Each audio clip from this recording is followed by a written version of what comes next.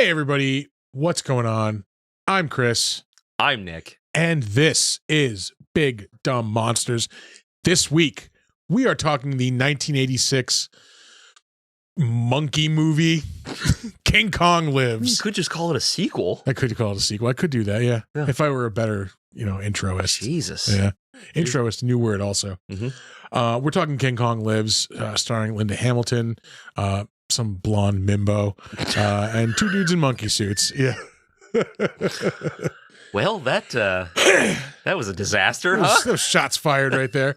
Jesus. Yeah. No, we dug this movie. This movie gets shit on a lot. Yeah, like really hard. Yeah, I don't think it deserves the reputation that it does have. It's got some good things to it. Yeah. That being said, Come to it with an open mind. Yeah, it's got some fucking bad things, to it as well. Yeah. But you'll hear us, talking all over the place. Basically, that's another new term. What are you doing? I have had two tall boys. We've been watching monkey love movies. I don't know what's happening. We're talking King Kong Lives. Here we go. Big Dumb Monsters. Enjoy the show. It's a perfect night in the scale of horror. The air itself is filled with monsters.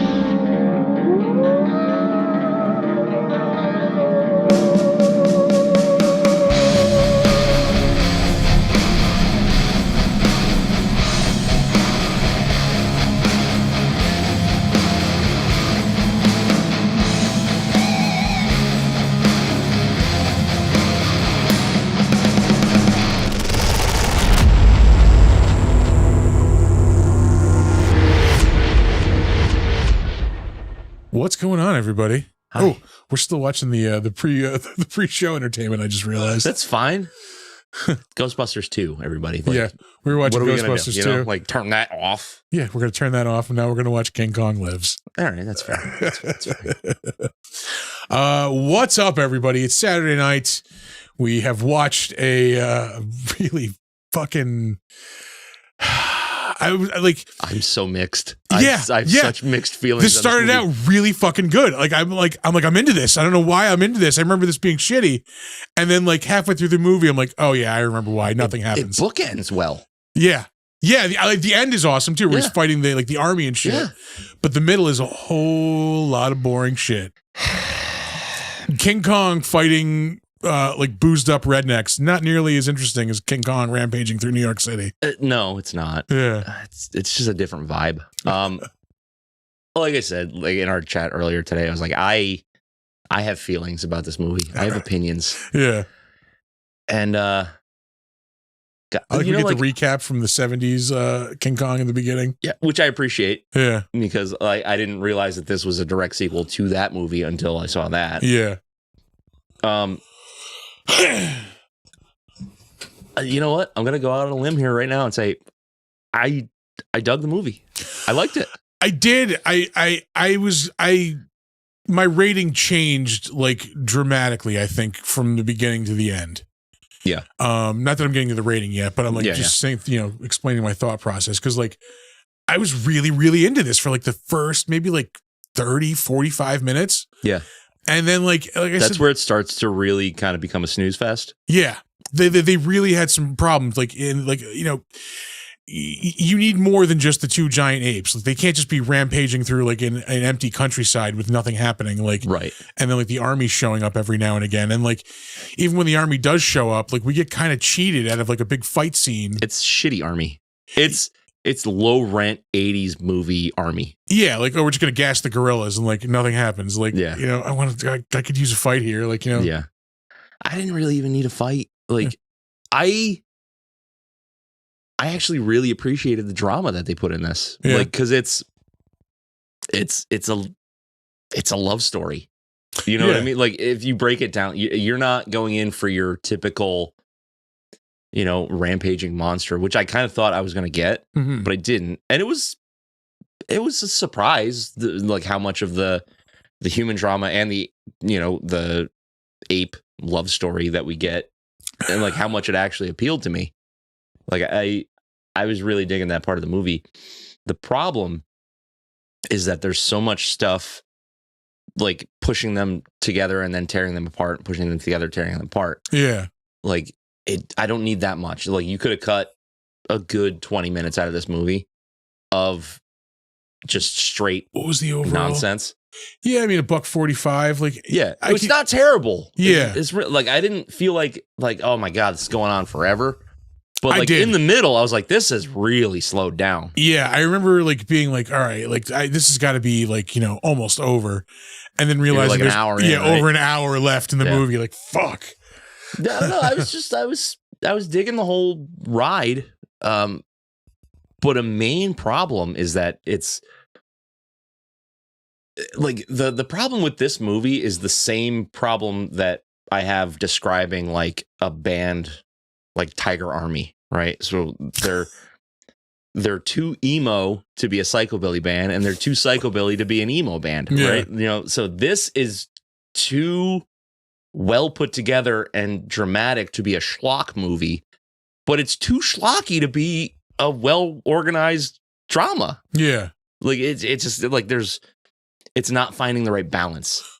Yeah, I could see that. Like you have really cool, like intense moments, and then you've got really stupid humor on top of it. And the stupid humor is really one of the downfalls of this thing. Yeah, I could do without that. Like I don't need humor in this movie.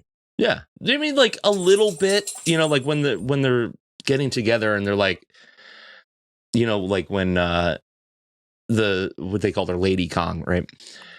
When she's, you know, like cleaning his knee where he's got that wound on his knee and he reaches over and grabs her ass. Like that's cheeky and fun. And that like, that's okay. Like, yeah. I like that. But some of the other stuff was just like stupid and unnecessary. Yeah. Yeah. Like I like the thing that really like the drunk rednecks, like when they've got him trapped. Yeah. Like, oh, like, come on, really? Like, are they that stupid? Like, of course he's going to get out. Like, yeah. Like that was such a nod to, well, like the beginning of that part was such a nod to fucking Night of the Living Dead. Yeah, I can see that. Yeah, for sure. Although I did appreciate a drunken redneck flipping off a government official. Like that's near and dear to my heart. But I liked the scene where, even though, like, again, it doesn't have the same effect of him, like, you know, tearing through New York City. The scene where like he comes upon like that, they both come upon like the family reunion, and like everybody's freaking the fuck out, and like all these boats are going everywhere, and like cars are taking off. Like that was pretty cool. I like that scene. Yeah, where the guy drives a dirt bike between his legs and all that. Yeah, that's the fun that I'm looking to have in this. I don't need just like the over the top like ridiculousness of the rednecks. Yeah, you know. I'm sorry, NASCAR Americans. Can't say the hard R word.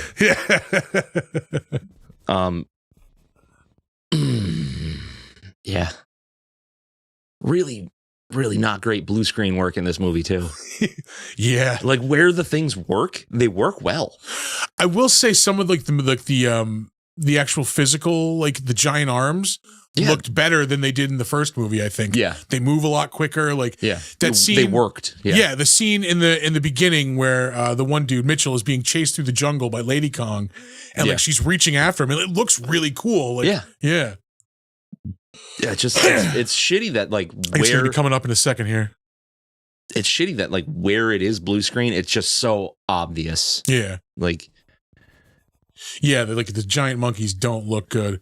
And then I even think in the scene after he escapes from being in the like the rock slide where he's chasing after the two other rednecks who got away. Yeah.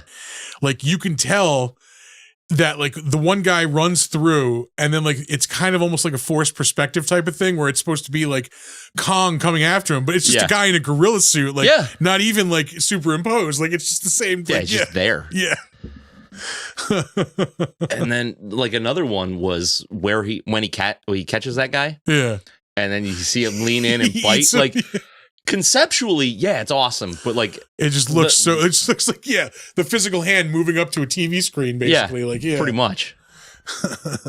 They're just like, well, crop that here. Yeah. I liked the scene where he's eating the alligators, like he's just boom, like lining them up, like but it was so obviously a guy holding a baby alligator or crocodile or whatever the fuck it was. Same with the snake too, where he has like the giant like, boa, so you can tell it's a baby snake. Yeah, like points for trying. But also, the actual Kong outfits and masks looked better in the 70s. Like, see, this looks awesome. Yeah, that was great. But like the faces in this emote better than the one in the 70s, but the one in the 70s was a better looking face. After he fucking eats the dude, like the Kong face does every emotion in about 10 seconds. Yeah, and then I got to dig the thing out of my teeth. It's the hat. It's the hat. Like, again, I don't need that. Like, that's stupid. Like, you're taking the seriousness out of what he just did. Yeah. Throwing it away. Yeah. Like, so then when you have the Linda Hamilton character going, oh my God, now he's killed somebody, they're going to kill him now. Yeah. Like, you're trying to put more drama back on top of that thing after you just joked about it. Yeah, you just undercut it with that stupid hat thing. Yeah. Right. So it's just so inconsistent. And I think that's really my main issue. Like, I disagree with a lot of the reviews that this gets, like, because it got shit on. I will say it's got a 3.9 on IMDb. And I don't know if I'm looking at it as a fan of monster movies, and like that's like skewing my interpretation of this. Mm-hmm. Also, I wasn't around to see this in the when the 86. Yeah, I remember like one. Is this rated R? No, it's PG-13. Yeah, my fucking parents wouldn't take me to see this. God damn it! Yeah, because this came out when I was like in the second grade or maybe the first grade. So like, right at that age, like a fucking King Kong movie, like that's a fucking social event. Like, yeah. And I didn't see this, I think, until this might be the first time I've ever seen the full, like all the way through. Yeah, but I have seen like bits and pieces over the years. I remember watching a good chunk of it on Monster Vision once, like way back in the day. Yeah, this was the first for me. Like, as I'm not overly versed in the King Kong movies. Yeah. I know Godzilla much more than I do. Yeah, like the King Kong I've seen movies. the original, and then maybe something else down the line. We talked about doing King Kong Escapes tonight. We ended up doing King Kong Lives, and like that's another one I've never seen either. King Kong Escapes. Yeah, it's the one with Mecha Kong. Is that a Toho movie? Oh, I'm pretty sure, yeah. Usually if you put, it's got mecha and blah, blah, blah, it's probably Toho. Dave, what's going on, man? Oh, Dave's here. Yeah. Hi, Dave. You stopped by last night, too. Thank you. Dave's the man. Do you ever watch this, like, the charity stuff that Dave does? I haven't watched the charity. I'll turn into the stream every now and again, but yeah. No, Dave's awesome. Yeah, but anyway, thanks for coming by. Dave's a St. Jude's warrior. All right. Yeah, and back to this.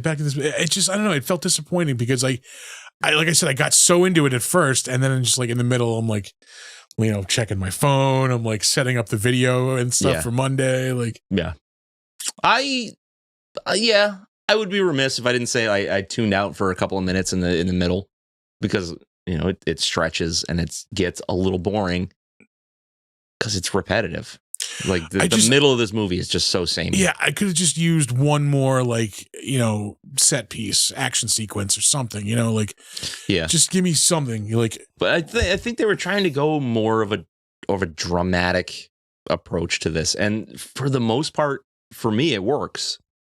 But then we get into the old thing that I've been bitching about the entire movie. It's just like it's too schlocky where it doesn't need to be. Yeah. And then they just repeat themes.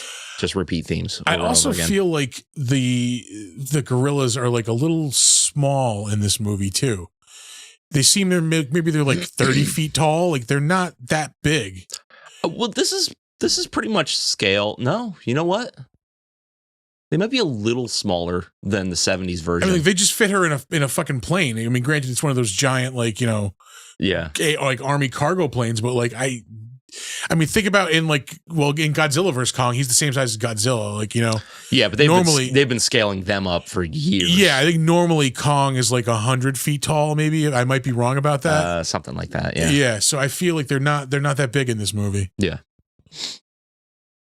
Yeah, I don't know if that's just like they couldn't get the scale right when they were trying to do like the forced perspective or whatever. But yeah, I gotta say, I do like some of the miniatures that they worked into this. Like when you see Kong coming down that hill with the little foresty patches on the side. Yeah, like, it looks jumps good. down. Yeah, it looked good. I really did like the fight at the end too, where he's like picking up the tanks and stuff, and he's just getting all shot up. Fucking yeah, that was really cool. Yeah, the like I said, the stuff that looks good looks really good. The movie is called King Kong Lives. Spoiler, does not. Yeah. Well, he does in continuation in spirit. Yeah. No, because he was supposed to have died in the 70s version. So like now he's alive. He had time with a fake heart. Knock up a Lady Kong and spit out a kid, and now he's out. It also jumps around timeline a little too crazily in this too, because it's like, oh, he's been here for months, or she's been here for months. And like, oh, when were you going to tell me that? Yeah. Just now? Because I was going to say, like, did they have that baby after a week? Like, yeah. Well, Kong jizz moves fast. Well, that'll be a clip. I mean, each one is probably the size of that beer you're holding. Yeah. It's like grab them and they're flopping around.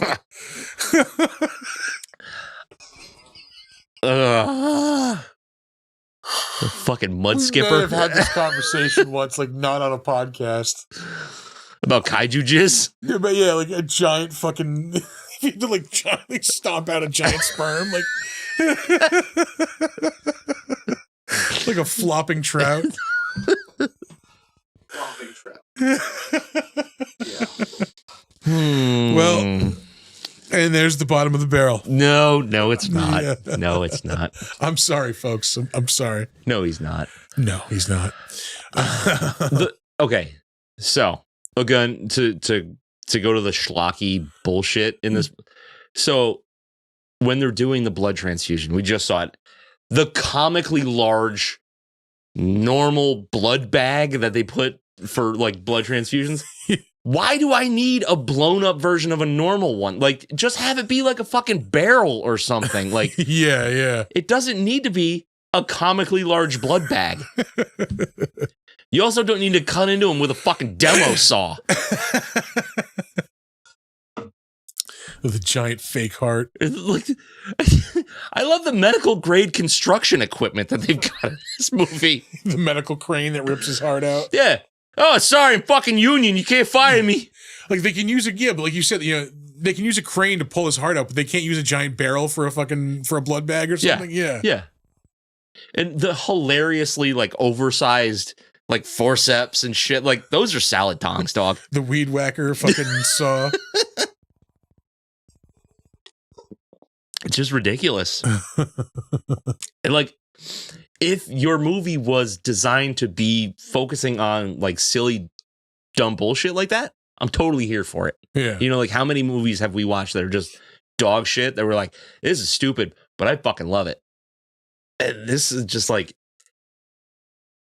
that's a fucking Ingersoll Rand impact gun. Like, that's a 1/2-inch impact gun. You use that to put fucking tires on trucks. Yeah. Jesus Christ. This fucking giant ass saw. Because you can't use other shit. Why? Now, that's a fucking zombie weapon right there. Yeah, it is. I love the warning sticker that they put on it too, though. Hey, don't put your fingers near this whirling blade. Yeah. Don't put your hands where you wouldn't put your dick. I don't know. It's fine. It's fine. It's fine. It's fine. It's fine. It's fine. What else is there to say about this? I mean, acting is good. I like a lot of the army actors, terrible. They're just like stereotypical, like, fucking guys. Like, at one point, the guy Mitchell says to the fucking like the science team, like, "Hey, you're spending all this money on Kong. Why don't you spend some money on my monkey?" Yeah, and like I think I want to make a sticker of that, like maybe like a gorilla in like a dress, like all dressed up with like a fancy hat, like, what the fuck? Spend some money on my monkey. Clipping.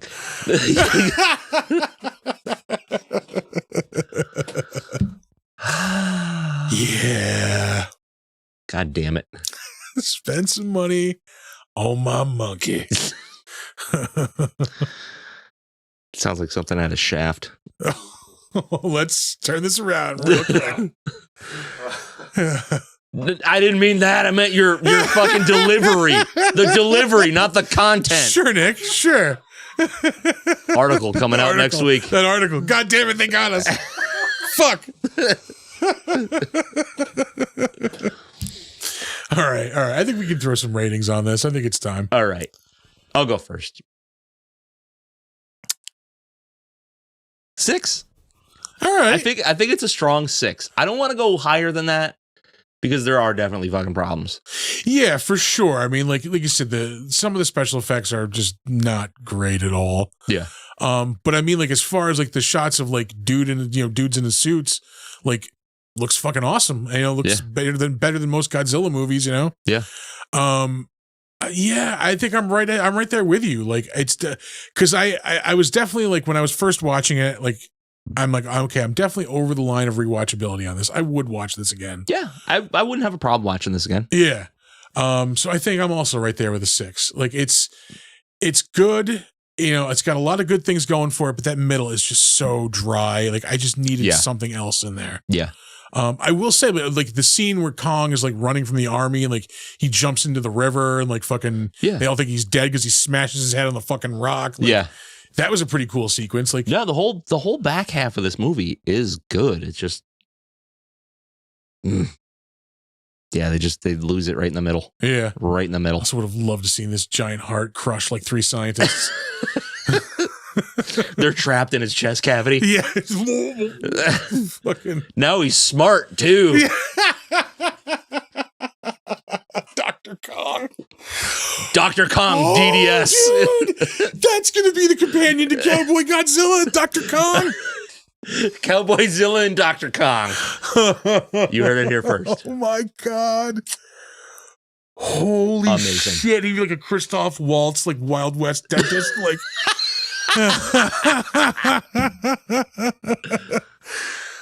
oh my God. Doc, you heard it here, folks. Trademark. Dr. Kong. DDS. Dr. Kong, medicine woman? Oh my God. I would watch that. Well, I didn't know that I needed that in my life, but here we are. Fuck, that's gonna be a sticker. Well, that's our sticker. That's our sticker. Dr. Kong, medicine woman.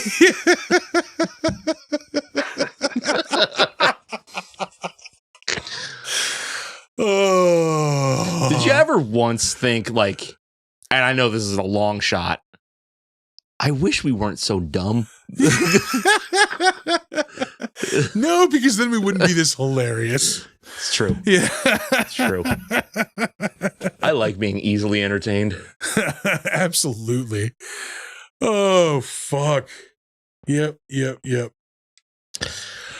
All right, well, let's move on to the trivia segment. Let's get at that trivia. Yeah. Oh. It's not like there. Oh, yeah, there's a long lead-in on that button for some reason. We have to fix that. It's like 4 or 5 seconds of dead air before it actually plays. Forgot to mention that in the pre-show. I have to. Yeah, it would help me not to talk over it and think that it just wasn't working, so people didn't think I was just sitting there. Yeah, I can trim the beginning off of that. Yeah. All right. Now that we've completely talked over the intro music for the trivia section. Wow. Well, hey, you know what? You unprofessional fuck. Edit. Just edit. I can't edit that. Are you crazy? Just lay the other sound effect over it. Cut the entire section out and then put the real one in. Thus defeating the purpose of having the sound effect on the stream deck. Jesus Christ. There's one thing that we're absolutely not about here. It's efficiency. Deficiency, yes. That we are about, yeah. Efficiency deficient. It's the same thing. There's a sticker. Yeah. Big dumb monsters. Efficiency deficient. Yeah. That's the one. All right. On to the trivia.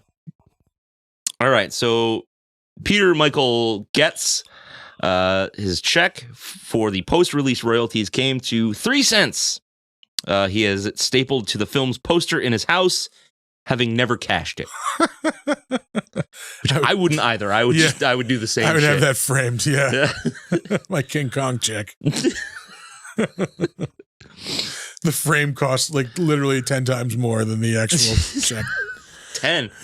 Probably at 20. 30-cent frame? Well, maybe an 86. Oh, yeah, 3-cent check. Oh, yeah, it's Walmart. You get those cheap ass fucking frames. Yeah. This room is filled with them. In his book, The War of Art, Breaking Through the Blocks and Win Your Inner Creative Battles, which is the stupidest fucking title ever, writer Stephen Pressfield mentions this movie as a life-changing, validating failure. It was his first professional writing job after 17 years of trying. And after the movie bombed, he realized he'd become a professional. He hadn't yet had a success, but he'd had a quote-unquote real failure, which is a really, really healthy way to look at things like that. And you're like, Yeah. you know, okay, so I finally did the thing. It didn't turn out, but I did it. Yeah. The thing I feared happened. Now I can just move on and do what I want to do. Yeah. It's all uphill from there. Yeah.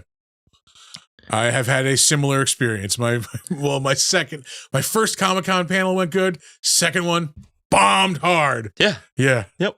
And yeah, and I had that same attitude. Like, all right, well, the worst thing that's ever like gonna happen has happened. You did it. Fuck it. I have nothing to be afraid of. You did it. Yeah. Delicious Miller High Life. Mm-hmm. Champagne of beers.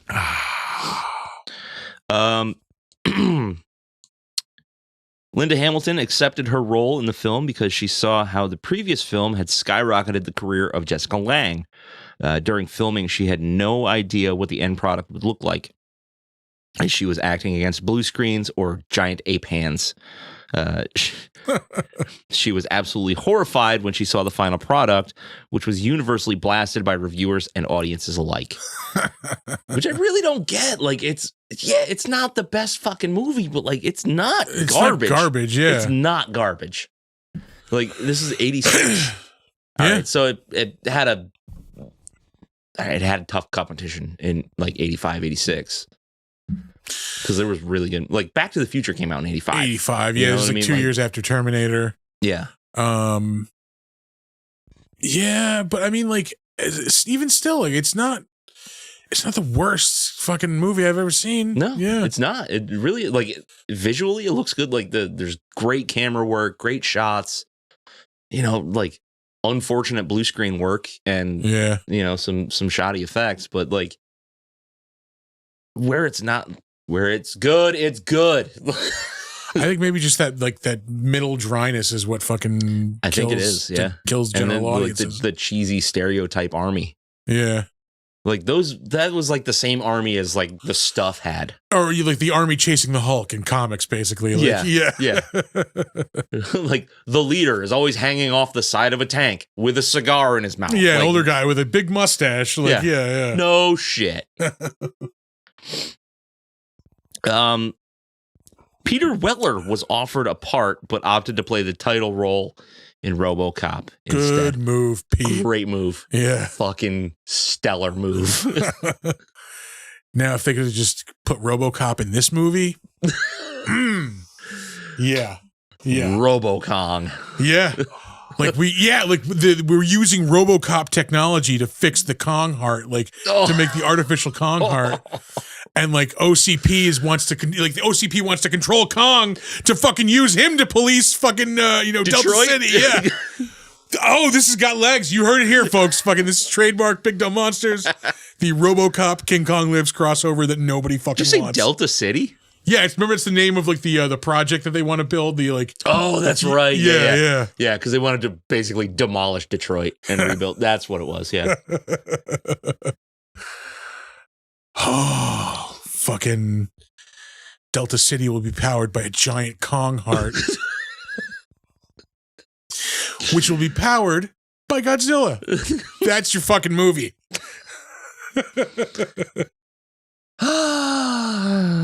I wish I didn't want that. Yeah. Like, I really, really wish I didn't want that. And it's up to RoboCop to stop them both. Fucking Christ. Oh, you broke Nick. Yeah. I broke the bank is what I did, right? That's gonna be $1 billion movie. I'm calling it right now. Yeah. Endgame be damned. All right. In the scene where people are celebrating the success of Kong's heart operation, directly after the operation scene, there's a person carrying a sign that reads, "You Kong, me Faye," a reference to Fay Ray, the actress in the original King Kong, 1933. There were a lot of like sexy Kong, like signs in that scene. Like, Yeah. There was one that was like, it was basically like, want to fuck later Kong. Like it was that like fucking. I swear it's not too big. Yeah. Well, they are basically gorillas, and gorillas have the smallest body size to penis ratio of mammals. All right. Yeah. That's why they're so angry. I would assume. Yeah. That See- shit'll make you climb some buildings. So you thought we were just going to give you movie trivia? No, this is science, folks. Yeah. Dick trivia. Trivia. Gross. Let's see. On to our next one. John Guillerman, which I assume is how it's pronounced. Yeah, I believe was, so. grief-stricken during the production due to the death of his son Michael during the making of his previous film, Sheena, from 1984. He would frequently disappear halfway through the day's filming to go sailing instead. And after one argument with the production staff, he disappeared for days. Filming was eventually completed by Charles McCracken, an uncredited 21-year-old documentary filmmaker, which might be why it feels really inconsistent. Yeah. Because the director was in really charge of it. inconsistent. Just skipped out. Huh. I wonder like what that movie would have looked like if he If he committed, if he had like finished it. I bet it would have been better. I bet it would have been a lot better. Yeah. Yeah, for sure. We are very There it gassy tonight, I'm noticing. Yeah. And it's not just the one beer. Yeah. It's been like that all day. It's driving me crazy. Probably like the 9 Guinnesses I drank last night.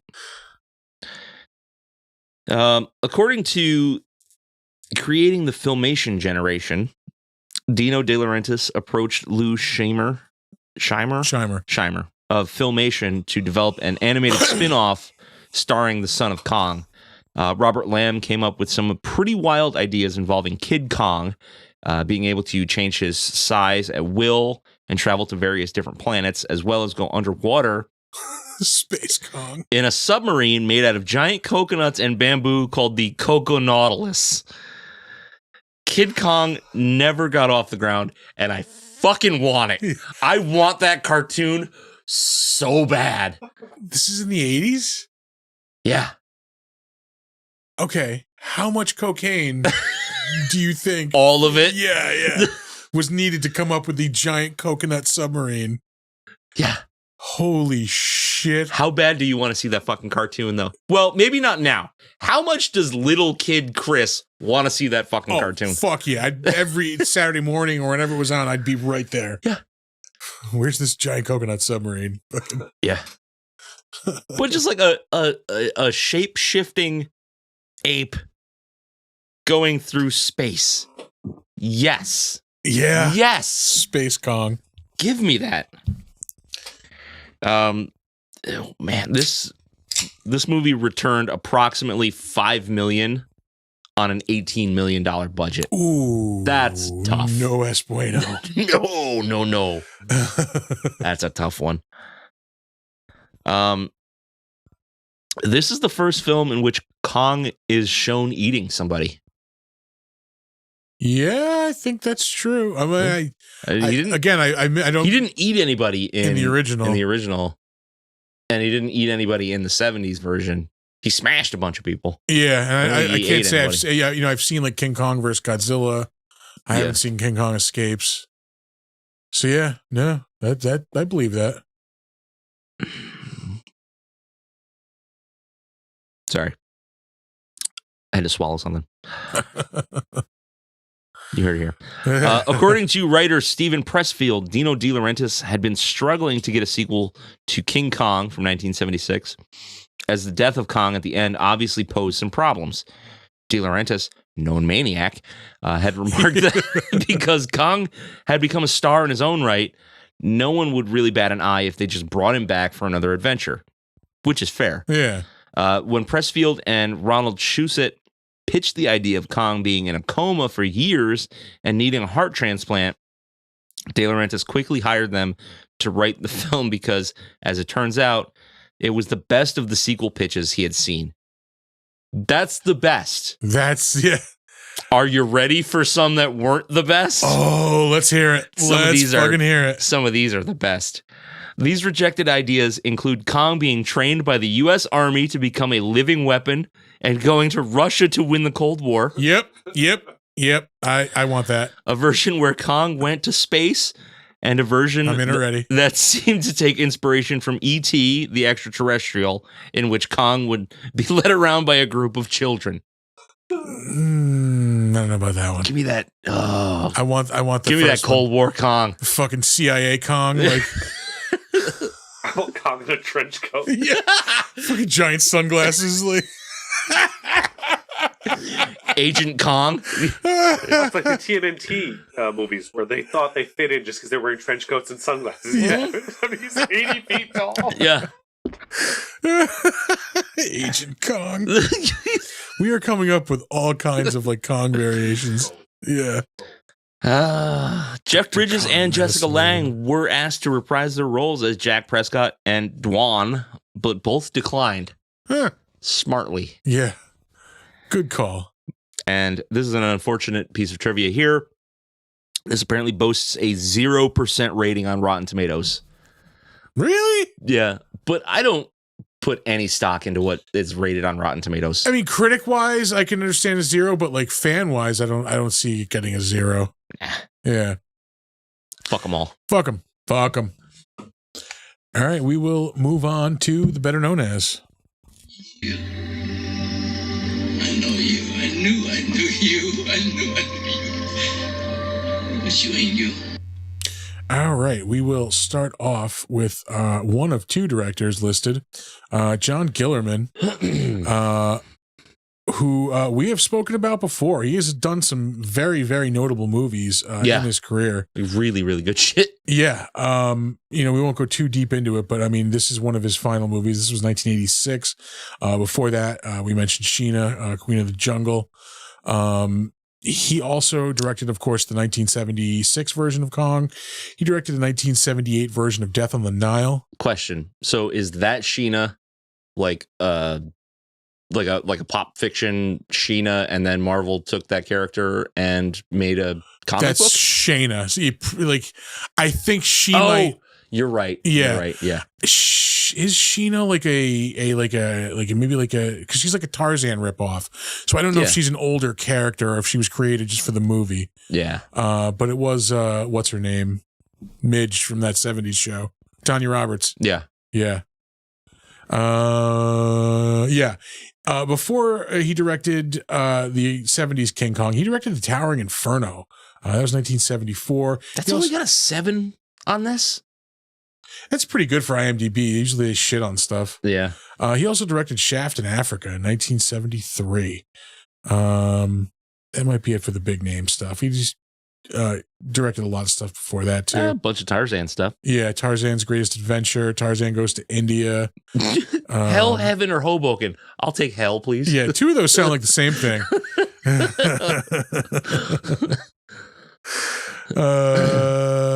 Miss Robin Hood, 1952. Here's to you, Mrs. Robin Hood. Yeah, that's right. Yeah, like the song, yeah.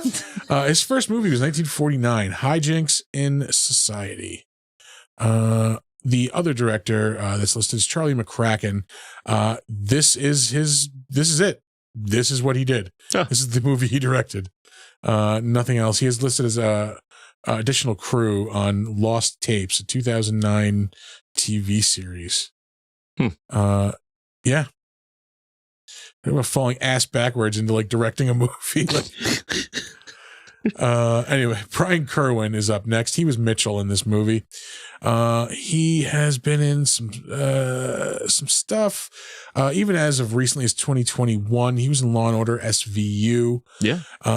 Madam Secretary, The Nick, Blue Bloods, Elementary. So he's all over like CBS, it looks like. Old people TV. Old people dig this dude a lot. Yeah. And Monk. Polygamists. He was in Big Love in 2007. Monk, yeah. Desperate Housewives, Nip Tuck. Like, yeah, old dudes love this guy. Grey's Anatomy, Boston Legal, The West Wing. Jesus. This dude's all over primetime TV throughout like the 90s and 2000s, it looks like. Even up through the 80s. We'll get there. He was in Jack in 1996 with Robin Williams. That was a depressing fucking movie. Yeah, I've never seen it, but I know the like. Oh, really? Yeah. God damn.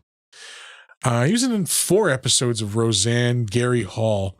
Was he the guy that marries fucking what's her name? Gary? Wasn't he the one that Dan knocked the shit out of? Yeah. Because he was beating Jackie? Yeah, I think you're right.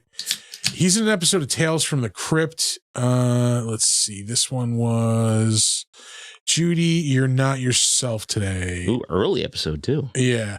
A housewife stressed out by her husband's reckless behavior welcomes an elderly cosmetics saleswoman into her home, only to discover the old hag has another more devious motive. Don't remember that one. I know I've seen it. Yeah, I had to have seen it, but I just don't remember it. Carol Kane, Frances Bay, who's Adam Sandler's grandmother and fucking Happy Gilmore. Oh, Frances Bay? Yeah. She's a treat. I will get you a warm glass of Shut the Hell Up. Let's see. He was in Saint Elsewhere for 2 episodes. That was before King Kong Lives. But oh shit, in 1984, he was in Highway to Heaven. Oh shit, Murder She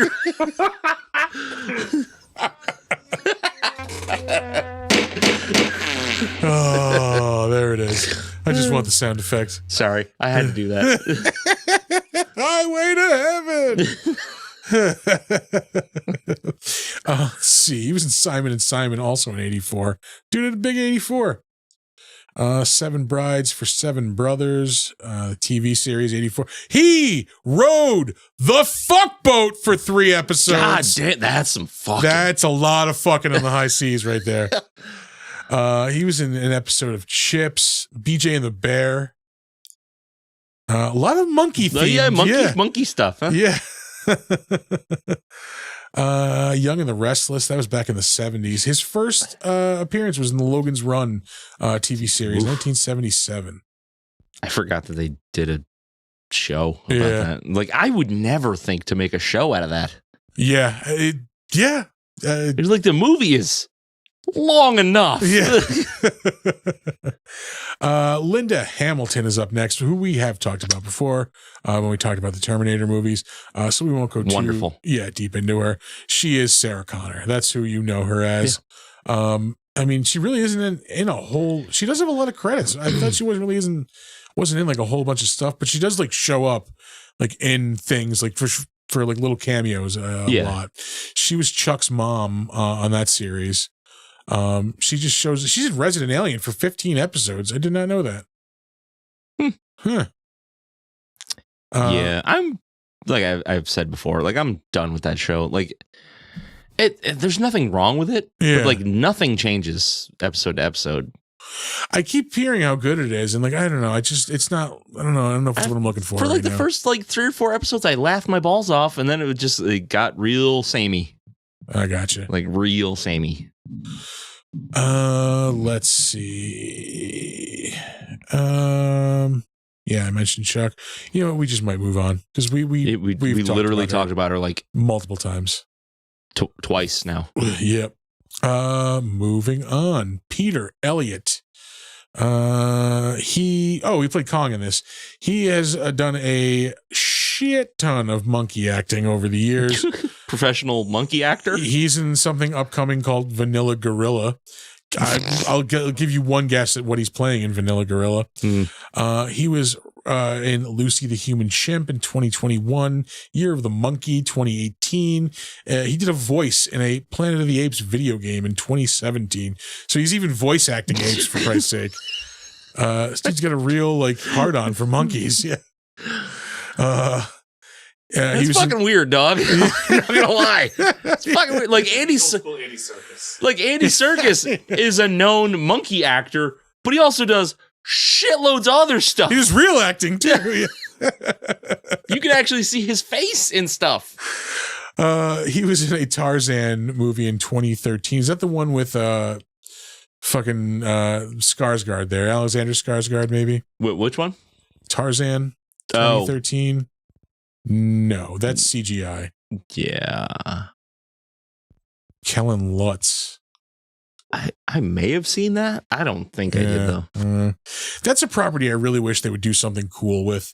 Like they just nobody seems to be make able it like a fucking seriously dark, brooding Tarzan movie. That'd be dope. Yeah, with like the fucking Batman. Awesome like, animal effects too. Like, you know, like fucking like really like grit that shit up. Yeah, I think that's a property that they could really fucking do something with. Yeah. But who knows? He was in Jack the Giant Slayer in 2013. He played a giant. He was in Red Dwarf, so clearly he couldn't have played a monkey in space. Oh, no. Sure did. Yep, played a chimp. 100%. Man, that's a show that people really love for no reason, huh? Red Dwarf? Yeah. I've tried. Yeah.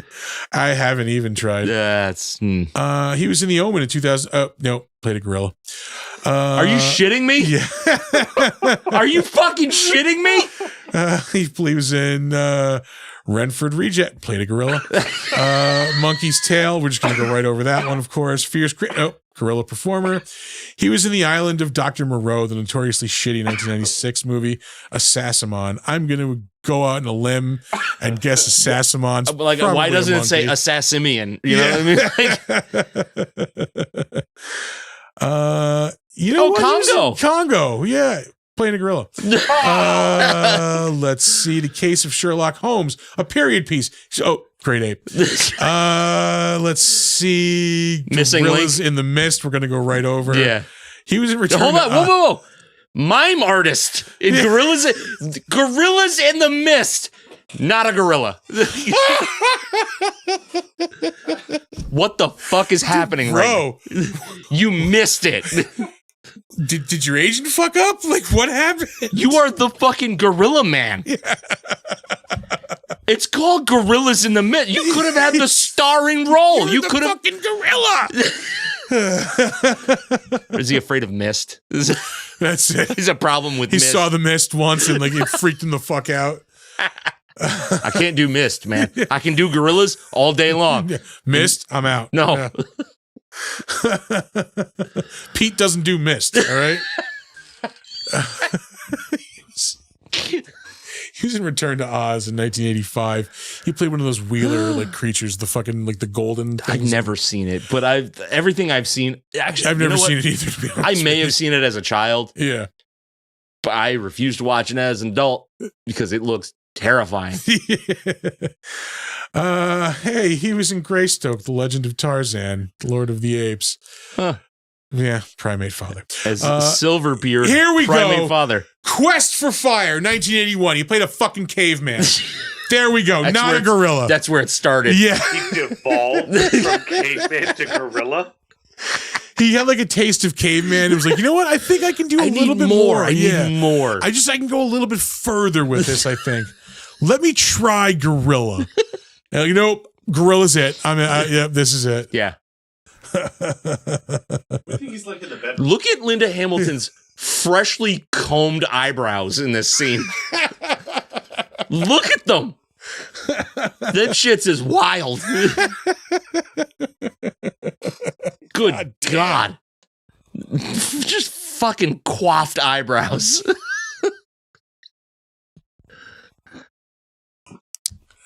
Hoo-ha. Not detracting from anything, though.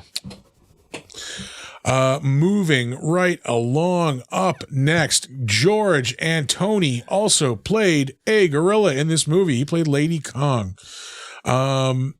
He has mostly been playing human parts, though, unlike his counterpart, Pete. Yes. He has been in a lot of stuff that we don't know. some stuff that we do like 100% know, though. He was in Swept Away, the 2002 Guy Ritchie movie with Madonna that is like notoriously one of the worst movies ever made. The movie version of Fine, shut up. Here's your fucking movie. Leave me alone. That's what it should have been called. Yeah. He was in that movie Quills with Jeffrey Rush in 2000. I think it was about the Marquis de Sade. Is that Locks? No. That's a TV series. TV series of Lock, Stock, and Two Smoking Barrels. Oh, no. He was in the movie Elizabeth with Kate Blanchett in 1998. He played King Philip II of Spain. He was in The Adventures of Young Indiana Jones. A lot of period pieces. Yeah, yeah. He was also in Interview with a Vampire in 1994. He played one of the Paris vampires. Oh, shit, yeah. He was in an love episode that of movie. Liquid. He was in 10 episodes of Liquid Television. Oh. Dog Boy. Dog Boy. God damn. I miss Liquid Television so much. Oh my God. I forgot about Dog Boy. Yeah. Holy shit. Dude, there are so many people where I'm like, do you guys remember Liquid Television? They're like, Crickets. no, Yeah. no. That show is part of the reason I am as fucking weird as I am. Yeah, yeah. No, I was 100%. 1992, so I was 13 when that came out. So yeah, like right in my fucking wheelhouse. Yeah, bro, I was 7. Yeah. That Then, was, like, 'cause they would show that and Beavis and Butthead. yeah. Like, yeah, it was back like a to block. back. Yeah. Yeah. And of course, that's where Aeon Flux came from. Yep. There's that. Oh, man. Oh, MTV had the best fucking cartoons because, like, they had Beavis and Butthead, which was cultural fucking Icon. icon. Liquid Television, which just, like, was the weirdest shit you could possibly get on television. The Head. Yeah, it was MTV Oddities. They had the Yeah. Head and the Max. The Max, yeah. Yeah. And they would show Ren and Stimpy too, also. Like, Yeah, they would show Ren and Stimpy. And, Yeah. and they would do like animation weekends and stuff too, where they would just That's have like the right. shorts, like the weirdest fucking shorts that you could possibly imagine. I still wish it's probably on YouTube. I never have actually looked for it. I wish you could find and watch the MTV half-hour comedy hour because I watched that like religiously every night when I was a kid. Yeah. Like doing my homework, I would watch MTV. They would show it for an hour. They would show 2 episodes back to back. Yeah. And like so many fucking legendary comedians were on that fucking show. Like, cause it was like, the early mid 90s. Yeah. So it's in the heart of like the alt comedy scene. So Oh, you have shit, like yeah. all those big names on there. Yeah. Like right before they broke. Yeah. Yeah.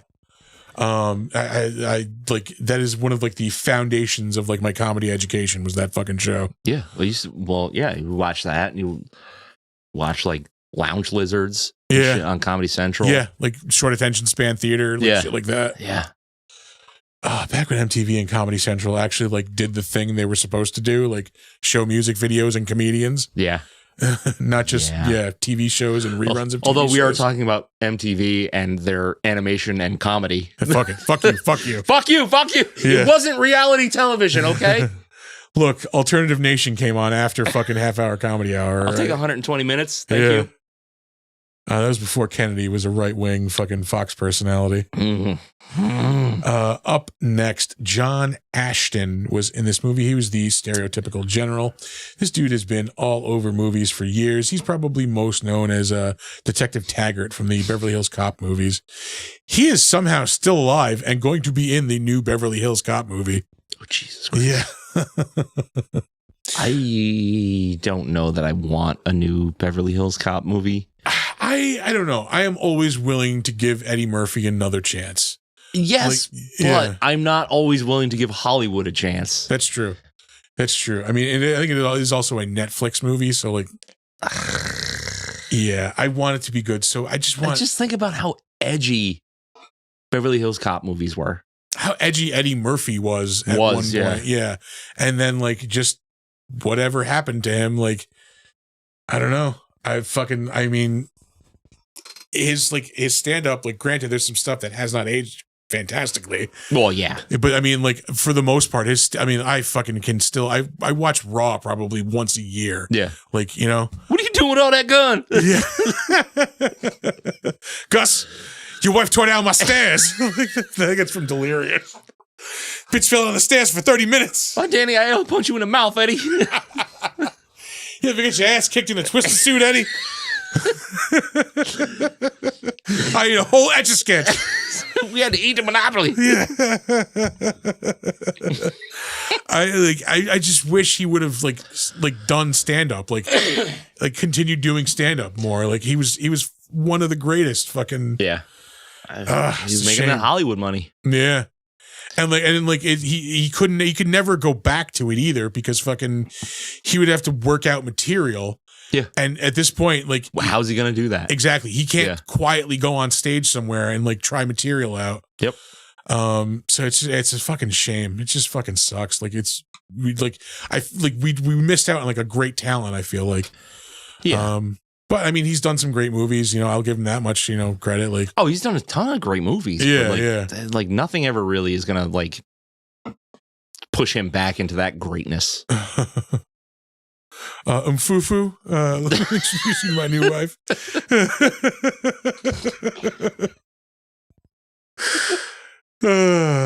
Gus, the bitch is a Sasquatch.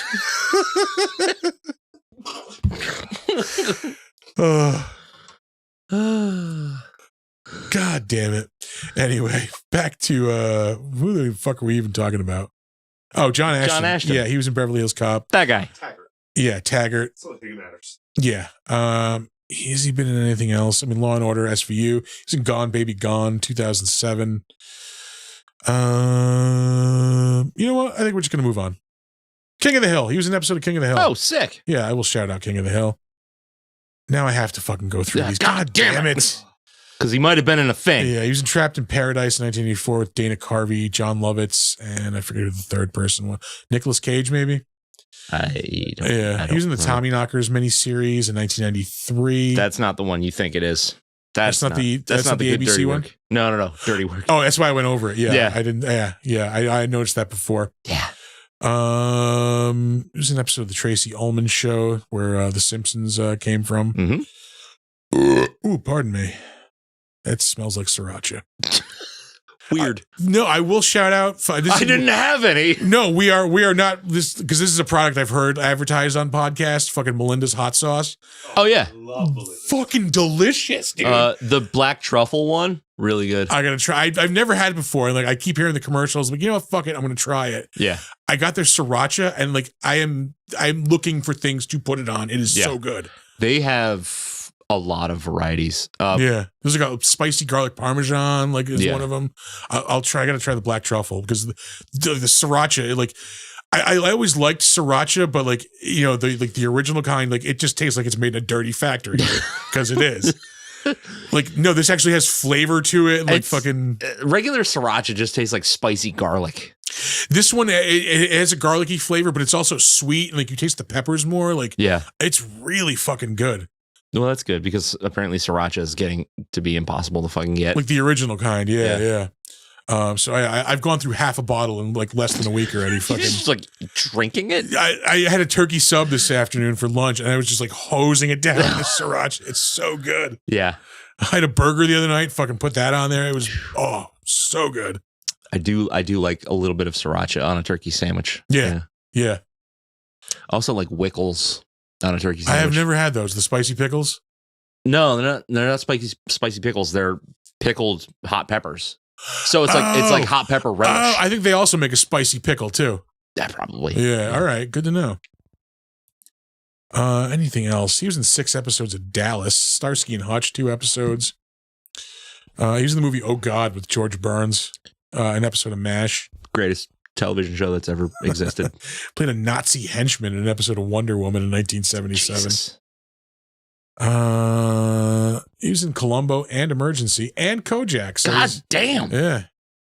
Detective. But not the one we want. Yeah. No. Oh, what? Can't have it all. Yeah. And then we'll do it for him. We'll move on to the next one. Peter Michael Getz. Is there anything? This dude's just in a lot of shit in general. He's in a lot of movies, and he's your typical like old guy. Yeah, you've seen this dude before. When you see his picture, like, oh yeah, I've seen that guy. Is like he's the kind of guy that has looked old since he was 35. Yeah, he was in the Father of the Bride movies with Steve Martin. Speaking of people who have looked old since they were 35, yeah, a guy who's had gray hair since his 30s. He was in an episode of Psych, Arrested Development, a lot of TV. Without a Trace, Gilmore Girls, Frasier, The West Wing. I did like Frasier. I watched it for a while and like I just lost it. Like I never I stopped following it. Yeah. I didn't watch the reboot. I don't want to see the reboot. Kelsey Grammer is not a good person. Yeah. So I just don't. I can't. I'm just tired of reboots. Like I don't need it. Like your show was good. Yeah. Let it be. Yeah. I mean, he's been playing that character for like 40 fucking years now. Well, yeah. When did Cheers start? 84? Was it 84? I think it was 84. And he came on in like the second season, maybe? Yeah, second or third. So. Yeah. So probably close to 40 years. Don't say that. Yes. I have like I was born in 85. Don't say that. That's rude. I remember 1985. He was the voice of General Madine in the Star Wars Return of the Jedi radio drama. That was 96. I remember like seeing you could buy those tapes for a while. Like, remember like in, was it in comics where they had like the page from like, I think it was like Mile High Comics where like they'd give you the list of comics you can buy from them and like shit like that. And like the tapes were on there too, I believe. Oh yeah. I want to say I remember seeing ads for those in comic books. Yeah. I'm pretty sure. I mentioned Father of the Bride and My Girl in 1991 with Macaulay Culkin.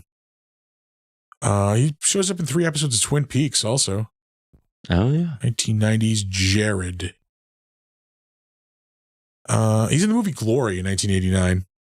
I remember this is senior year of high school. I don't know how this started, but we got our entire like cafeteria singing that chant from the Oh my Lord.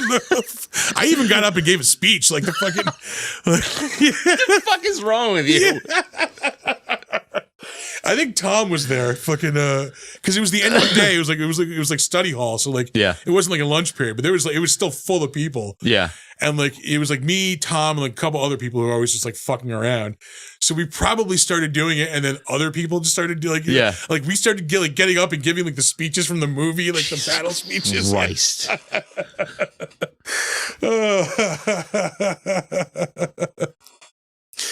Who was in that? It was Matthew Broderick, right? Matthew Broderick, Morgan Freeman, Denzel Washington, Carrie Elwes. Oh, Carrie Elwes was in that? Yeah, he's like the second in command. I haven't seen it in so fucking long. Yeah, it's a really good movie. We're gonna move on. Are we? Yeah. Okay. Because there's no Murder, She Wrote in this dude's credits. So Fuck him. Last up is, come on, Mike Starr. This is another dude. I thought that was him. Yeah, like I've seen that guy in a lot of movies. I mean, most notably, he's the hitman in Dumb and Dumber. Yeah. He's like the film distributor in Ed Wood too. So we talked about him before, probably. Yeah. But he's been in a lot of good movies. 250 acting credits to his name. He's still in things coming out. I want to say he played a lot of like mobsters too. Yeah. Oh yeah. Because he looks like a he looks like a henchman. Yeah. Desert Dick. 2022. He's in an episode of Shameless in 2020. Ray Donovan. God damn you, IMDb. Yes, damn you indeed. Let's see. We'll get to some big name stuff. Billions. Bad Santa 2.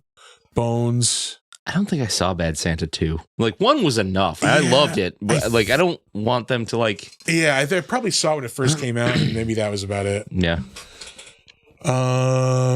Elementary shows up in an episode of CSI, Original Flavor, Young and the Restless, 30 episodes.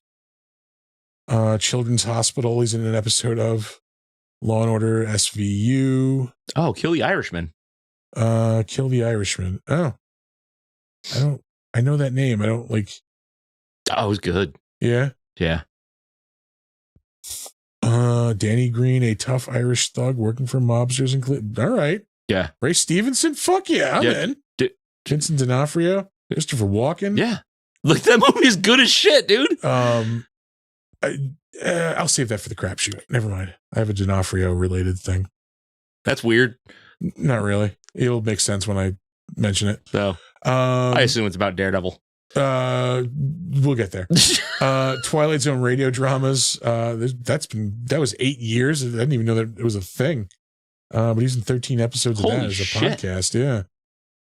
He shows up in an episode of The Office. Black Dynamite he's in. The Black Dahlia. Jesse Stone. Those are like another like old people CBS movies with Tom Selleck. Yeah. Those are novels, weren't they? I believe so, yeah. Yeah. CSI New York, House, NCIS. He is in Fight Club, the game, and I believe the movie too. I think he's Lou. Yeah. You don't know where I've been, Lou? He's in Jersey Girl 2004. Gross. Knockaround Guys. Summer of Sam he's in 1999. That was a good movie, but not the movie I thought I was going to be getting. Yeah. I don't know. Spike Lee is weird. Yeah. I heard I know he's a giant asshole. Oh, 100%. I know somebody who worked for him. Yeah. He is in Snake Eyes with Nicolas Cage, 1996. That was not a good movie. No. The Pretender, Home Improvement he shows up in. Since we're still like been scrolling forever and like there's still like I know there's bigger stuff coming. He's in the James and the Giant Peach movie from 1996. This is the one Tim Burton directed, I believe, or maybe produced. I think produced. Yeah. He was in Clockers, another Spike Lee movie in 1995. That was a good book, Clockers. Yeah? Yeah, I read that. Did Peter make me read that in college? Might have been. I met the author, though. He signed my copy of the book. Oh, no shit. Yeah. Shows up in Frasier also. And, of course, we mentioned Dumb and Dumber, Ed Wood. Blown Away. That's Baby's Day Out. Oh, my God. Baby's Day Out. It's basically like That's a Looney wild fucking movie. Yeah, basically like a Looney Tunes movie with like a live action movie movie with a baby like going through like construction sites and fucking with two like hitmen or mobsters chasing the baby. Yeah. What was it like? Because the baby came from like a well-to-do family or something like that, and those guys kidnapped the baby and they were gonna ransom him. I think so, or something. And then like he that. escapes, and they're chasing him down through the whole fucking movie. Yeah, that is a weird movie. And speaking of weird movies, he's in Cabin Boy in 1994, which is a weird fucking movie. These pipes are clean. On Deadly Ground. Yeah, fucking Steven A. Seagal classic On Deadly Ground in 1994. I almost went over that by accident. Oh man, fucking Cabin Boy. Chris Elliott's a fucking weirdo. Yeah. Mad Dog and Glory with Bill Murray and Uma Thurman. He's in Free Jack in 1992 with I almost watched that the other night. No shit. Yeah. Emilio Fucking Estevez and Mick Jagger. Yeah. Billy Bathgate, Miller's Crossing. He's in Goodfellas. He's Frenchie in Goodfellas. That's right. He's one of the guys he's the guy who works at the airport, like for the Lufthansa heist. Born on the 4th of July. He's in a lot of Kojak fucking. That's a dramatic fucking movie. Yeah. Born on the 4th of July. Like that'll make you feel some things. Yeah. He was in Uncle Buck in 1989. Fucking classic. Rest in motherfucking peace. Rest in power, son. Yeah. He was in Lean on Me in 1989, excuse me. Holy shit. Yeah. They used to call me Crazy Joe. Now they call me Batman. There's another movie we quoted a lot in high school. You smoke crack, don't you? It's a really weird movie to keep quoting. Well, I mean, it's quotable. Yeah. Don't get me wrong. But you walk past him and you go, did he just quote Lean on Me? Yeah. He's in Funny Farm with Chevy Chase in 1988. Who's That Girl with Madonna in 1987? Who is that girl? Crime Story 1987. I always mention that because it was an awesome show when I was a kid. The Money Pit with Tom Hanks and Shelley Long 1986. That's a good fucking movie. I have not seen that in a long time. He is my fucking God. The Last Dragon in 1985. I forgot he's in that movie. It's been far too fucking long since I've seen that movie. God damn. Yeah. Yeah. Can you show me some moves? Makes me want to eat popcorn with chopsticks. That's right. And that'll do it for the better known ass segment of the show. We move Crapshoot. on to the crapshoot. There we go. So how was your week? Good. What did we do this week? Did we see any movies? I feel like I went to the movie. We definitely saw a movie. I saw a movie Sunday. Fucking yes, I did. Oh, we saw. Well, we can't talk about the one movie we saw until Monday. We can say we saw it. Yeah, we can say we saw it for sure. We fucking saw Late Night with the Devil this week, man. We got an advanced screener of that. We cannot talk about what we think of that movie Until Monday. until Monday. So tune in Monday. Tune in Monday. Yeah. We got to see that. We are very, very appreciative for getting the opportunity to see that. I cannot wait to talk about it. Did you wind up watching it the second time? No, I did not. I didn't either. I don't think we were allowed to. I think we got a certain number of views on that, or either that, or when I went to watch it, it would have been 5 hours ahead of time in the UK where we got that. Yeah, it was probably dead by the time you got to it. Yeah. Don't matter. But I noticed there was like a view counter at the bottom too. Oh, no shit. Yeah. I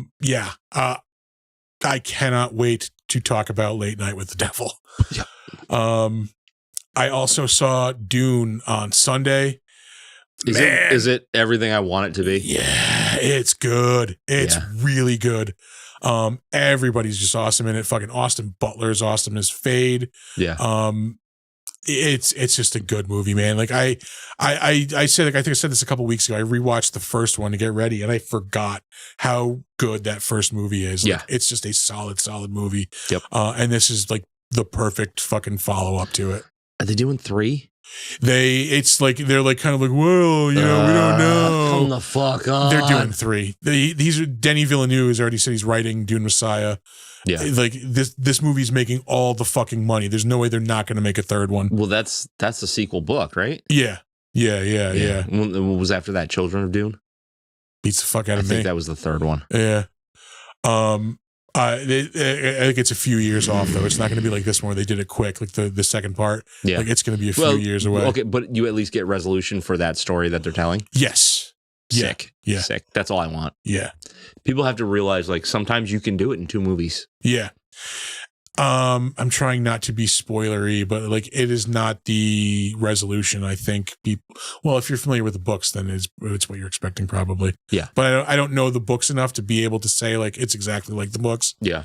The books are hard to read. Yeah, it's what I understand. Yeah, and it's not for lack of want, but it's by lack of ability to keep track of so much shit. Yeah. And the crazy like names for everything that they've got going on. So like you just wind up getting lost in the lingo. Yeah.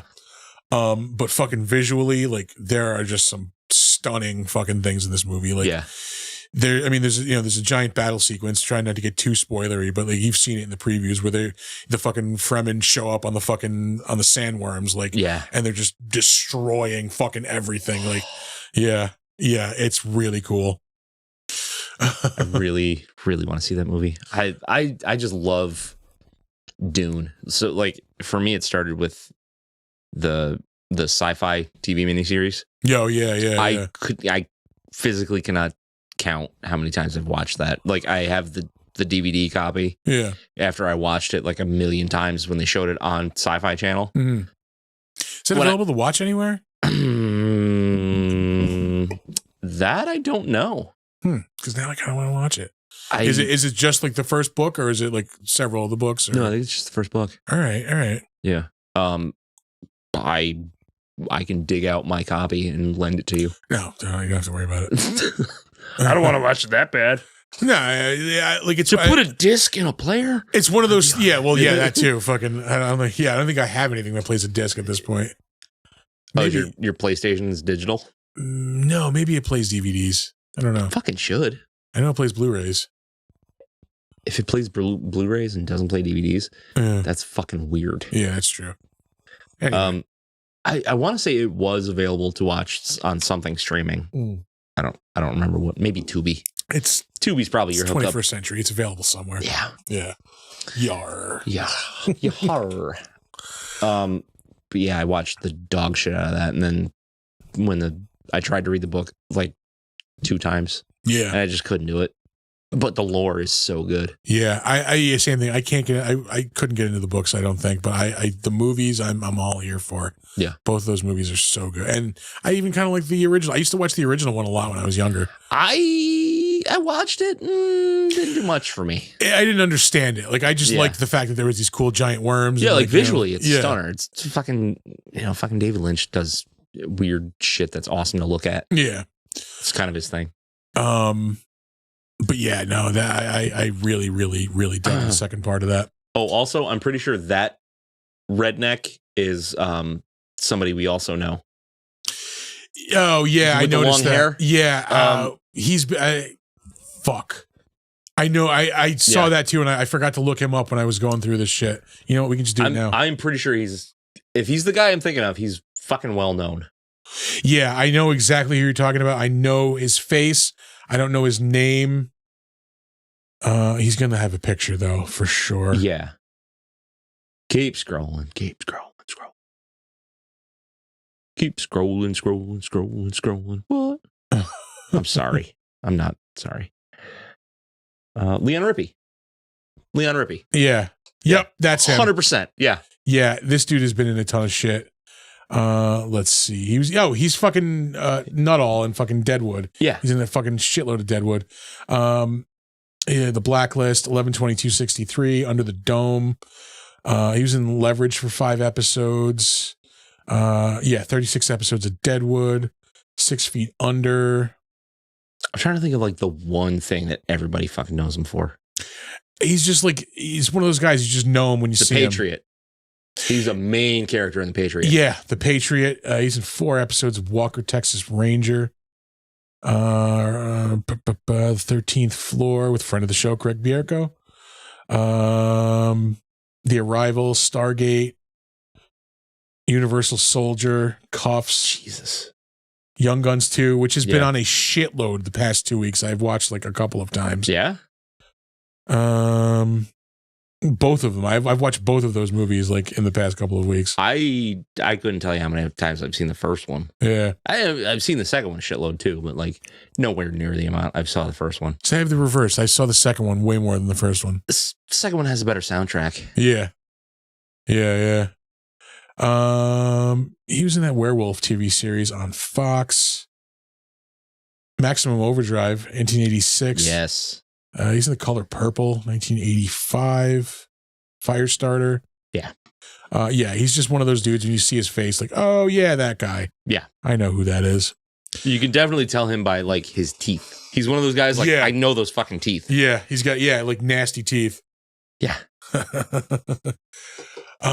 Let's see. We talked about this offline. I don't think we talked about this last week. Fucking Shogun started on FX. Yeah. Have you watched any of that? I watched the first 2 episodes. Yeah, same here. I haven't watched the third one yet, but I dug those first 2 episodes. I did as well.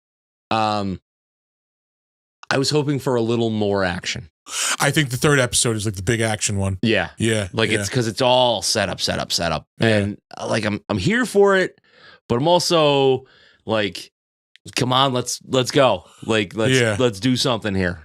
Yeah, I mean, like there is like stuff happening, so like fucking stuff's being set up, like you said. Yeah, but I think there's like a big like battle sequence in the third episode. Well, yeah, because it's all starting to come to a head. Yeah, but like for me, it's like okay, they're setting up a bunch of shit, but like maybe I missed something. But like, why is this pirate coming to Japan like the catalyst for all of this weird shit that's like coming to a head? Well, I think he's just like there's things going on already that are they're causing tension, and then that also happening is just fucking like the straw that breaks the camel's back, basically. Like, okay, the bridge too far, pretty much. Yeah. Yeah, I mean, visually, it's amazing. Like everything looks incredible. Yeah. Those set pieces are fucking stunning. Yeah. No, I'm really digging that. So have you seen any of that art? No. Oh, dude, it's fucking awesome. I recommend it. If you like samurai drama, Oh, yeah. Yeah. check it. It's on Hulu. Well, I mean, it's when it's like live, it's on FX. Yeah. Yeah. So, anything else worth mentioning? We're going to see that movie Imaginary tomorrow, the Blumhouse horror movie. oh, what is that? It's the one with like the girl like inherits like her stepmom's like teddy bear, and it's like it was like her mom's imaginary friend, and like it starts like doing like crazy shit, like trying to like hurt the girl. Like, Oh, so it's like evil Drop Dead Fred. pretty much, yeah, yeah, it's exactly it, yeah. Menacing Drop Dead Fred. Yeah. Got it. Okay. We're seeing that tomorrow. Yeah, I don't know if there's anything else like really like. I don't know if I watched anything else. I started reading another Cliff Nesteroff book. I think I mentioned You're it maybe. like full on hooked, huh? Yeah, I do. This book is really. I haven't had time to read, and like it's a shame because this one is the most digestible. Yeah. Because the chapters are like, some of them are like 2-3 pages long. They're like quick, yeah. So it's quick to just I can read a couple of these and like just knock them out. But the stories are really fucking good. It's not just like a history. There are like things about history, like Native American like comedians in the past. But it talks a lot about how like Native American comedians now have to like go through ridiculous lengths just to get stage time. Yeah. Like the book opens with this one comedian talking about how he like once or twice a month he has to drive. I think he's in like Oklahoma or Nebraska. He drives like 5 or 6 hours to go to Minneapolis to a comedy open mic to go on stage for 7 minutes and then drive immediately back home because he has to be home in time to like get his kids to school in the morning. That's weird. It sounds weird, but like at the same time, when you know that like what I've said this before, stage time is like the greatest fucking drug. Like I've heard it before, and it's true. Yeah. These people are going to these great lengths just to go and get that little bit of like stage time, of like just that little bit of like, okay, I can be better, if I can just get that little bit more time on stage. Like, there's like another woman who like same type of thing where she drives like multiple hours to do like an open mic, and she's like trying to start like an open mic on a reservation, it's hard because like it's on a reservation, like people don't have money to spend on things like that, like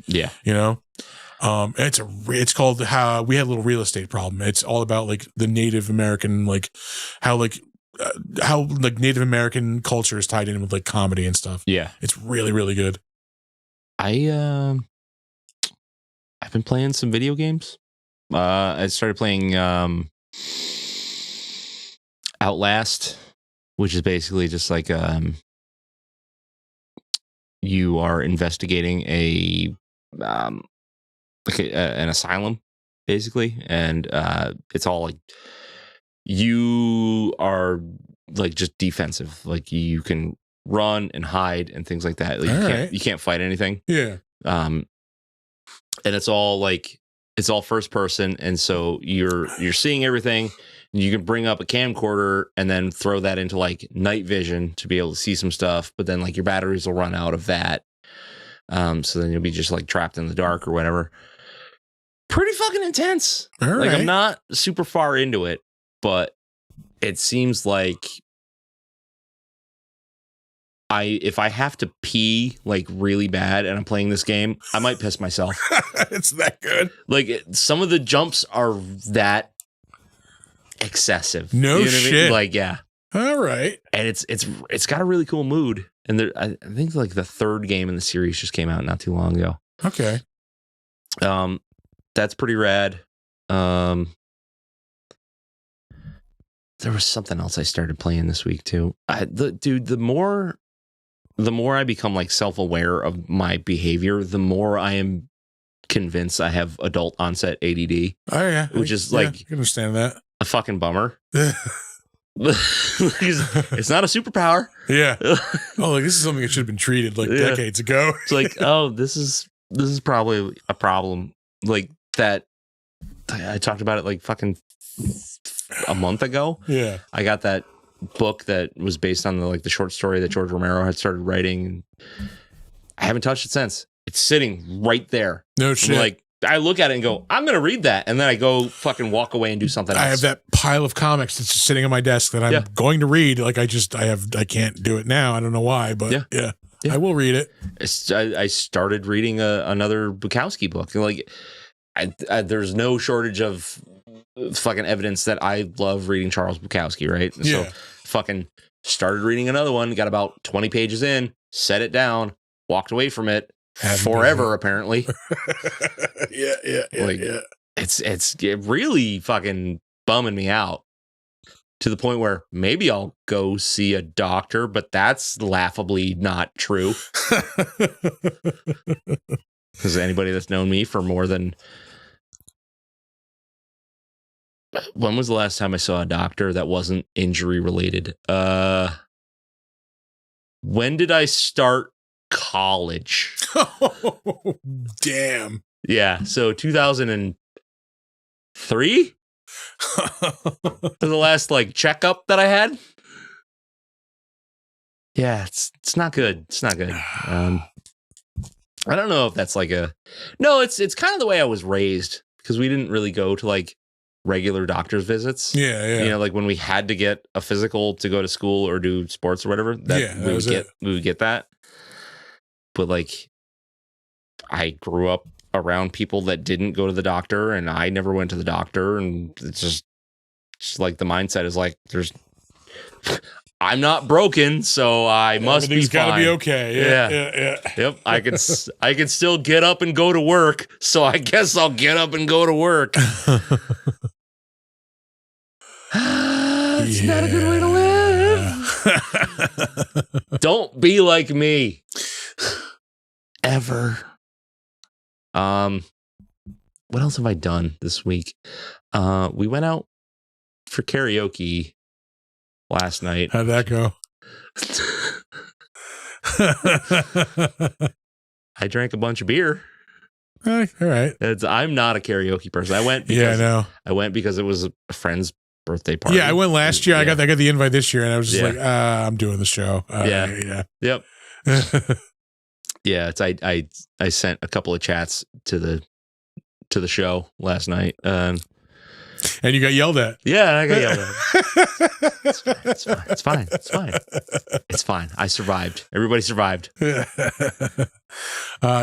did episode 2 of the Defenestration Hour last night. Fucking went awesome. Yeah. That's gonna be a fun show to do. Yeah. I'm glad you're enjoying that. Yeah. I'm excited for what we all have like stewing in this motherfucker. There is shit stewing in this studio. Not just like shit stewing. No, like actually we have stuff going on, like plans happening. Yeah. Like if you jump on our Discord server, which we need to mention, we have a Discord server now. Yeah. You can find the link in our link tree. It'll bring you right to it if you have Discord. We're trying to turn that into a fun community space. We're getting outside help in doing that from people that are, a little more savvy in what people want in a Discord server than we are. We'll eventually figure out how to get the show streaming on the Discord too when we're on. Yeah. That's a thing we'll figure out. That's fine. It's fine. It's fine. I don't know that it needs to stream another place and take away from other things, but that's also true. Whatever. Yeah, go to the Discord and have fun there and share memes and we got a meme page. We have pages for each of the shows, the main show, the Defenestration Hour, the upcoming Regrettable Reviews show, all have their own sub spaces on there. Yep. What else do we have on there? A voice chat channel. There's just like a general voice chat channel, a general chat channel. Yeah. Yeah, come check it out. It's coming along. Just go there and say words. Yeah, I didn't do much else this week. Yeah. I've been pretty just fucking zoned out. Yeah, it's been a zoned out, just kind of work all week. It's not fun anymore. Yeah. Yeah. We're coming to really, really crunchy deadlines on some giant projects that we're working on at work. And we're gonna botch them. We're gonna botch them hard. Oh yeah, I keep getting put into situations where I am in charge of something that I don't understand and Yeah. I have not been trained to do. Sick. Yeah. And I have nobody that I can ask for guidance or resources to check. Like it's fun. It's fun. Super. Yeah. Super fucking rad. Yeah. Yeah. Yeah. I don't like being an adult anymore. I also did get a canvas letter for promotion too this week. So Yeah. yeah, could be moving on up like the Jeffersons. I Fucking could have A. even more disposable income to spend on this. Which, by the way, we got new microphones. We've done 2 upgrades in the past 2 weeks. Fucking shit is moving on up. Yeah, I don't know if you guys can tell just through Twitch, because I assume that gets like compressed to hell and whatever. But hopefully sound quality on the audio version of the podcast will increase immensely. Like, we didn't have bad microphones before. We just had, like... We had workman microphones. Like, you get the job done, you know? Yeah. They sounded fine, but hopefully these sound a lot better. Like, they give us a little more of a higher quality that we're constantly trying to bring to you. That just garlic and peppers right there. Yeah, that's that higher quality I'm talking about. Yeah. That's the fine, high quality stuff. But no, I mean, we've upgraded tech. Like I said, we were upgrading like content behind the scenes. Like, Yeah, there could be a lot of like Big Dumb Monsters Presents programming coming your way, like in the next couple of months. Like, let's just keep our fingers crossed. Holy shit, that does smell like garlic. Right, yeah. I've never hated you more. That's the best ad for Melinda's Sriracha you could ever have right there. Yeah, we're trying to build what's known as a media empire off the backs of, others. Our friends. Our friends and our backs. Yeah. There's no shortage of... No, we're not like other podcast networks where we're going to like crank your show out and take credit for it like certain people around we'll here. literally take nothing from it. Yeah. No, we just want to help people get out there, like help, make our thing like a constant thing. It's just stirring the soup. Yeah. That's all. We basically we want stuff like we were talking about this last week in our business meeting. Ultimately, we would like to have something on like once a day. That'd be the end goal. That would be would be the best. We're not there yet, but we're not even close to that. We've been on 2 days in a row. We've got another show coming up on Monday. Yeah. Yep. Goddamn. Yeah. I can't wait to talk about Late Night with the Devil. I know. Fucking review embargo. God damn it. Yeah. Shit. All right. I think we have rambled enough. Yeah. So we will give out our socials and we'll let you guys get back to the rest of your evenings. Our website is www.bigdumbmonsters.com. We got to work on that thing. That's the next upgrade. That needs a lot. If anybody out there is listening, like knows websites or how to like do cool shit on WordPress, please hit us up because our website sucks. It's bad. It's basic. Yeah. But anyway, actually, it ties right into that. If you have suggestions for the show, suggestions for beers we should drink, movies we should watch, content that you would like to see. Yeah. Maybe you have an idea for, maybe you have a show that like, you want to like, put on the, our growing network. Hit us up. Let us know. You got to be deadly fucking serious about the work that you got to put into it. And competent. Yeah. We stress competency. Yeah. Shit. We're going to start with competency then. Yeah. Anything like that. Send us an email, bigdumbmonsters@gmail.com. You can find us on Facebook. We're Big Dumb Monsters Pod. You can find us on Slasher, the all horror social network. We are Big Dumb Monsters Podcast on there. And you can add us as a friend on Steam. We are Big Dumb Monsters. You can also check us out on Instagram and Threads at big_dumb_monsters. We mentioned before you should come check out and join our Discord server. Yeah. I don't have a link for that, but it's in our link tree. It's in the link tree. Yeah. You can also check out the show if you are now listening to this in the audio podcast. You are missing out because we do this live every Saturday night, pretty much every Saturday night. We try for Saturdays. Around 8:15. We hit 8:15 pretty regularly. It's fun, good time. Grab some drinks, tune in, Yeah. have fun. Insult us in the chat. Yeah, throw a movie. Yeah, exactly. Write articles about us. Yeah. It's a party. We like to have fun. Come join the fun. We're on Twitch and YouTube at Big Dumb Monsters. You can check out our merch store at TeePublic. You can search for the Big Dumb Monster store there. And that is it. Okay. Yes. Yeah. Well, now we're going to leave you with our weekly words of wisdom. Don't let ghoulies eat your ass. And never sleep in a deathbed. Bye-bye.